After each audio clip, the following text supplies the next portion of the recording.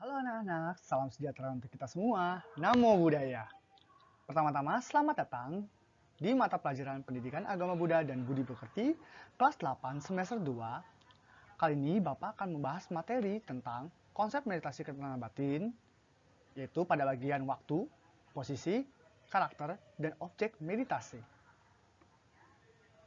Kali ini Bapak akan menemani kalian selama 3 kali 40 menit ke depan.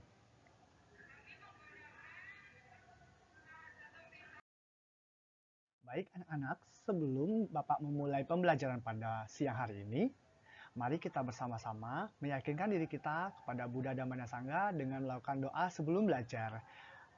Anak-anak tangannya bersikap anjali.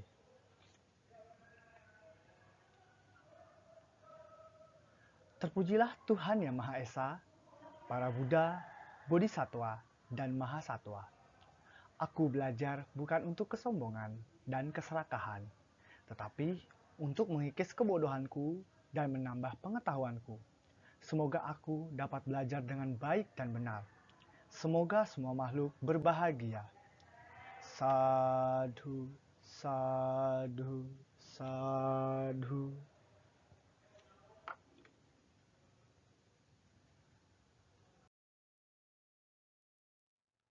Baiklah, sebelum kita memasuki materi pada hari ini, Bapak akan menjelaskan tujuan pembelajaran yang akan anak-anak dapat selama pembelajaran berlangsung. Tujuan pembelajaran hari ini yaitu, setelah mengikuti pembelajaran, peserta didik dapat pertama, mengemukakan waktu, posisi, meditasi, karakter atau carita, dan objek meditasi. Kedua, menuliskan kembali waktu, posisi, meditasi, karakter carita, dan objek meditasi. Ketiga, menafsirkan waktu, posisi meditasi, karakter atau carita, dan objek meditasi. Dan yang terakhir, menjabarkan waktu, posisi meditasi, karakter atau carita, dan objek meditasi. Yang pertama yaitu waktu dan posisi meditasi.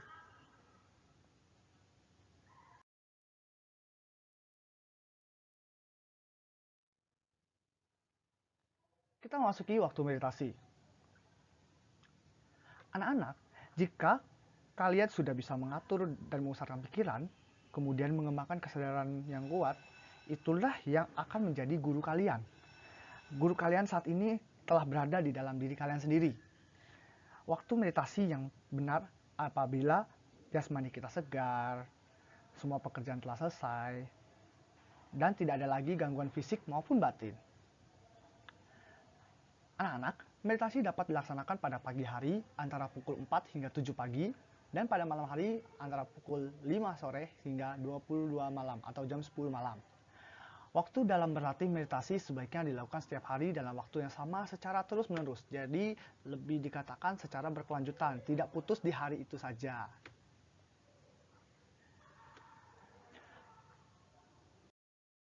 Mengenai posisi meditasi, Buddha mengajarkan 4 posisi meditasi. Yang pertama, yaitu meditasi duduk, kemudian meditasi berdiri, ketiga meditasi jalan, dan yang terakhir meditasi berbaring.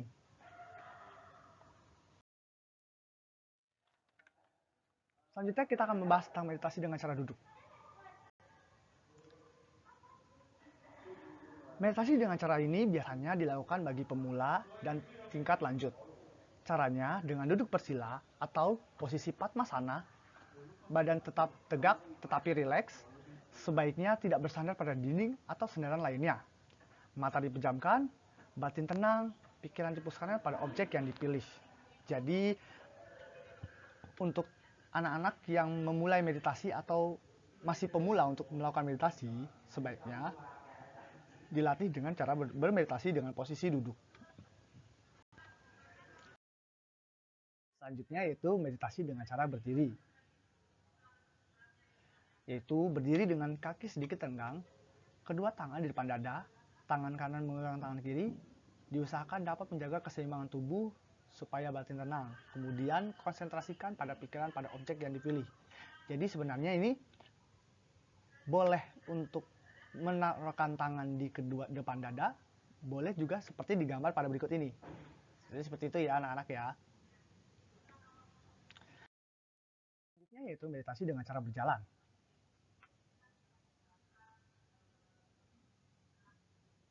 Yaitu meditasi berjalan disebut Cangkramana. Meditasi ini dapat dipraktikkan dengan beberapa cara, antara lain yang pertama, berjalan dengan menghitung langkah kaki.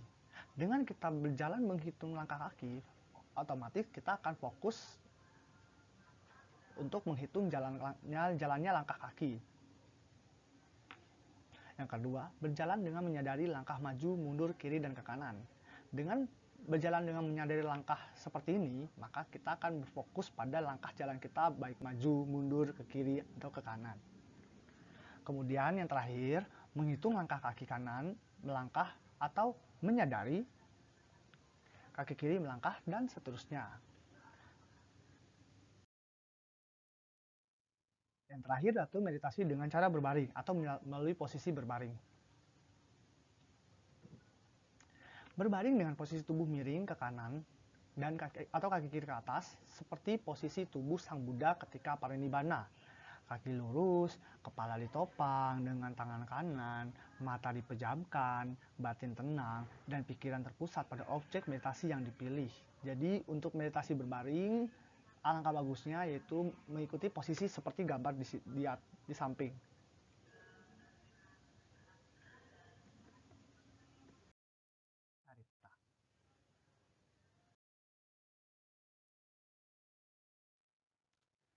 Carita berarti karakter, perangai, atau perilaku.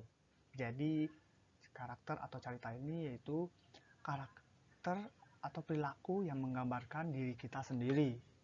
Misalnya kalau carita kita misalnya pemarah, berarti kita berperilakunya adalah sebagai seorang pemarah. Atau misalnya kalau perilaku kita misalnya pelit, berarti carita kita adalah pelit gitu. Di dalam Abhidhamma, ada manusia dapat dibagi menjadi 6 carita berdasarkan sifat-sifat yang dimilikinya, yaitu nafsu loba yang kuat atau raga carita, kemudian kebencian kuat atau dosa carita, kebodohan atau moha carita, keyakinan kuat atau sada carita, bijaksana atau budi carita, suka melamun, witaka carita. Jadi keenam carita ini di atas dapat disesuaikan dengan objek meditasi masing-masing.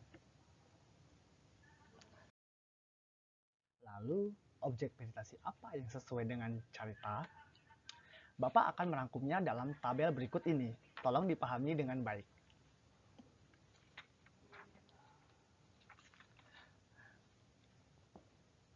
Baiklah, Bapak akan menjelaskan tabel seperti ini.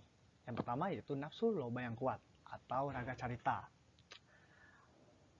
Pada carita seperti ini, orang yang mempunyai raga carita melaksanakan sesuatu berdasarkan loba, cenderung ke arah keindahan dan kecantikan. Ia kagum melihat sesuatu kebajikan walaupun itu terlihat kecil sekali. Mudah melupakan kesalahan orang lain, cerdik, sombong, berambisi besar, mementingkan diri sendiri. Mereka yang mempunyai raga carita, maka objek yang baik diambil dalam melaksanakan meditasi ialah 10 asubah dan 1 kayagata sati.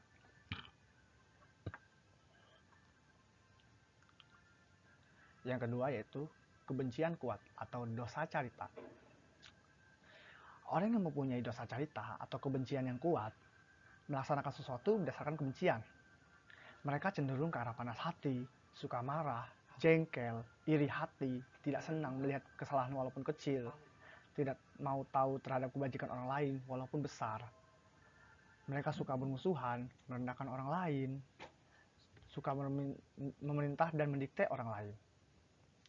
Mereka yang mempunyai dosa carita seperti ini, maka objek yang dapat diambil dalam melaksanakan meditasi ketenangan batin ialah 4 apamana dan 4 kasina, yaitu kasina biru, kasina kuning, kasina merah, dan kasina putih. Yang ketiga yaitu kebodohan, yaitu moha carita. Orang yang mempunyai moha carita atau kebodohan melaksanakan sesuatu berdasarkan kebodohan batin. Mereka cenderung ke arah kelemahan batin, suka bingung, ragu-ragu, khawatir. Mereka menggantungkan diri pada pendapat orang lain. Pikiran ruwet, malas, pendiriannya tidak tetap. Kadang-kadang kukuh memegang suatu pandangan. Watak yang demikian, maka objek yang baik diambil dalam melaksanakan meditasi ketenangan batin, yaitu adalah anapanasati, yaitu objek pernapasan. Dengan menggunakan meditasi objek pernapasan atau anapanasati, kita dapat memfokuskan diri kita pada keluar masuknya napas, sehingga kita menyadari napas masuk dan napas keluar. Yang keempat yaitu keyakinan kuat atau sadacarita. Orang yang memiliki sadacarita melaksanakan sesuatu berdasarkan keyakinan. Mereka cenderung ke arah rendah hati, dermawan, jujur, suka menemui orang-orang suci, suka mendengarkan dhamma, yakin pada sesuatu yang dianggap baik.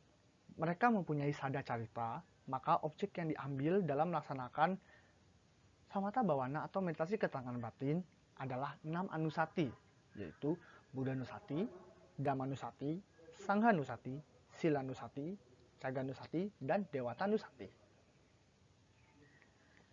Selanjutnya yaitu bijaksana atau Budi Carita. Orang yang mempunyai Budi Carita atau Nyana Carita melaksanakan sesuatu berdasarkan berhati-hati. Mereka yang cenderung ke arah perenungan terhadap 3 corak umum atau tilakana, yaitu anicca, ketidakkekalan, dukkha, penderitaan, bahkan anatta atau tiada inti atau tiada aku. Sering bermeditasi, bersedia mendengarkan omongan orang lain, mempunyai kawan-kawan yang baik.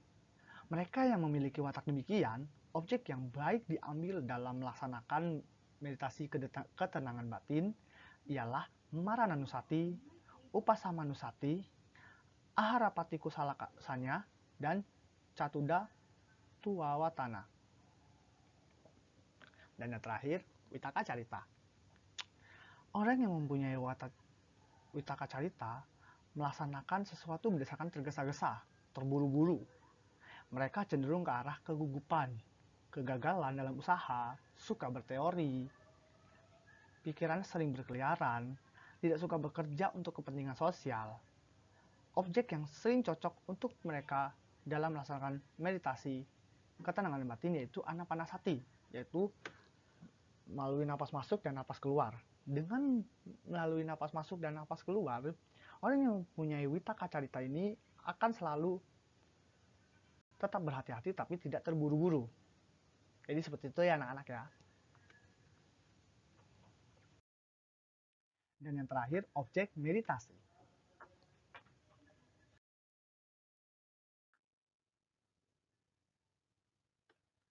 Dalam samatha bhavana, ada 40 macam objek meditasi. Objek-objek meditasi ini dapat dipilih salah satu yang paling sesuai dengan sifat atau pribadi seseorang. Pemilihan ini dimaksudkan untuk membantu mempercepat perkembangannya. Pemilihan sebaiknya dilakukan dengan bantuan seorang guru. Apakah 40 macam objek tersebut?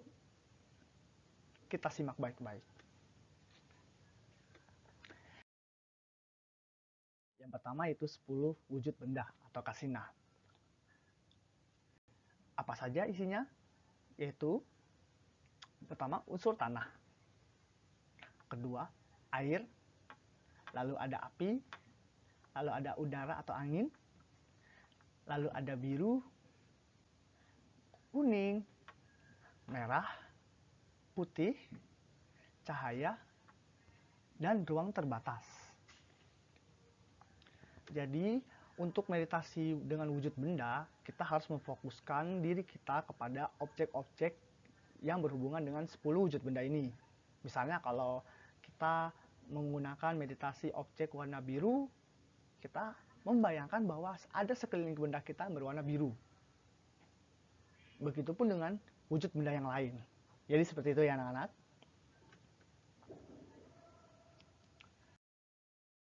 Selanjutnya yaitu 10 wujud kekotoran atau asubha.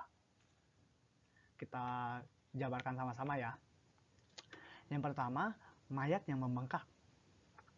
kemudian mayat yang berwarna kebiru-biruan, selanjutnya mayat yang bernanah, lalu ada mayat yang terbelah di tengahnya, kemudian ada yang digerogoti binatang-binatang, lalu ada mayat yang telah hancur lebur, lalu ada mayat yang busuk dan hancur, kemudian ada mayat yang berlumuran darah, lalu ada mayat yang dikerubungi belatung, dan yang terakhir, tengkorak.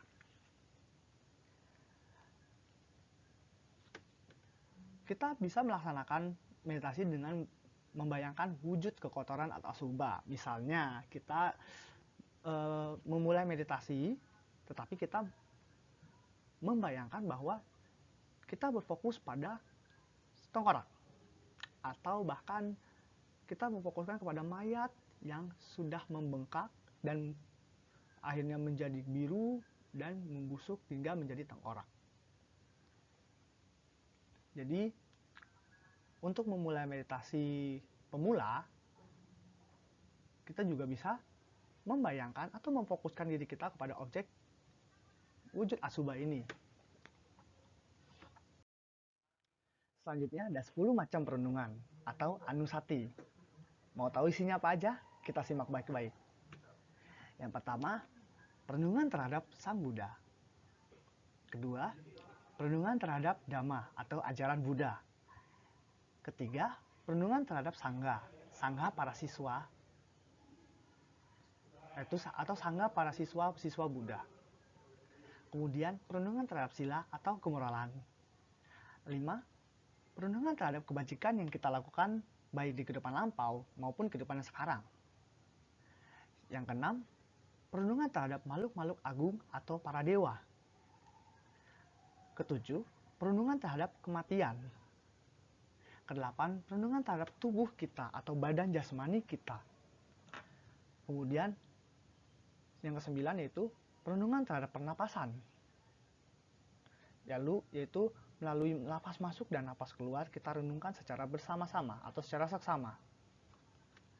Dan yang terakhir, perenungan terhadap nibbana atau nirwana, yaitu di mana keadaan tanpa kelahiran, tanpa sakit, dan tanpa kematian.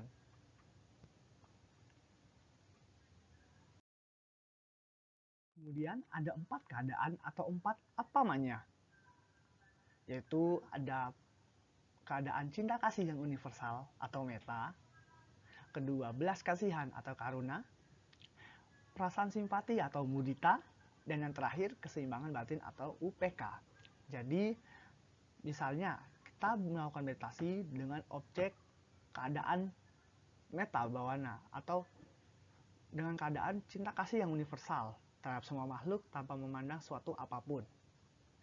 Selanjutnya itu belas kasih. Kita melaksanakan meditasi dengan memperhatikan keadaan, yaitu di mana kita merasa sedih apabila teman kita menderita, atau bisa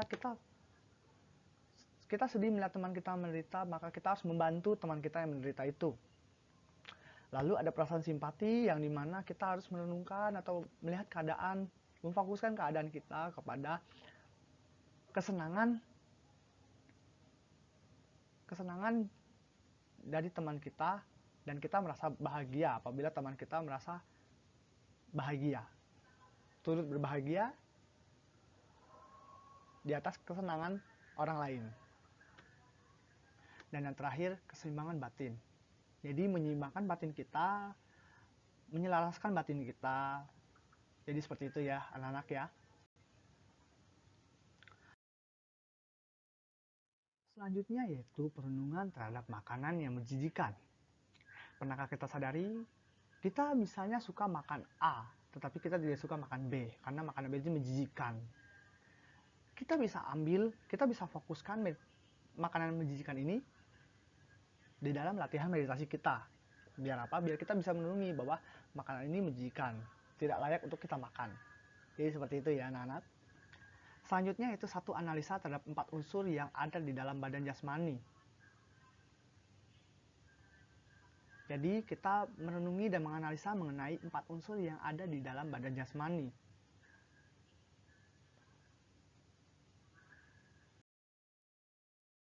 Yang terakhir yaitu 4 perenungan tanpa materi atau arupa. Yang pertama, objek ruangan yang sudah keluar dari kasina atau objek-objek ruang angkasa. Kedua, objek kesadaran tanpa batas. Jadi, kita bermeditasi merenungkan objek mengenai kesadaran tanpa batas. Ketiga, mengenai objek kekosongan. Dan yang terakhir, objek bukan pencerapan pun tidak bukan pencerapan. Jadi, yang maksud dari bukan pencerapan pun bukan tidak pencerapan, berarti kita merenungkan bahwa ini objek yang bukan menabrak objek. Jadi seperti itu. Untuk pertemuan berikutnya, kita akan membahas tentang rintangan meditasi dengan gangguan meditasi. Baiklah, selesai sudah pertemuan kita pada hari ini. Mari kita bersama-sama meyakinkan diri kita kepada Buddha Dhamma dan Sangha dengan bacakan doa penutup. Mari anak-anak tangannya bersikap anjali. Kita renungkan dalam hati dan kita bacakan doa bersama-sama. Terpujilah Tuhan Yang Maha Esa, para Buddha, Bodhisattva, dan Mahasatwa. Terima kasih kepada semua orang yang telah membimbingku belajar pada hari ini. Semoga semua kebajikan membuahkan kesehatan, keberuntungan, dan kebahagiaan. Semoga ilmu yang kupelajari berguna bagi diriku dan orang lain. Semoga semua makhluk berbahagia. Sadhu, sadhu, sadhu. Baiklah, sekian materi yang disampaikan pada hari ini. Untuk selanjutnya, Bapak akan memberikan tugas yang ada di classroom. Jadi, mohon dikerjakan dengan jujur, tepat, dan benar. Akhir kata dari Bapak, Soti Hontu, Namo Buddhaya.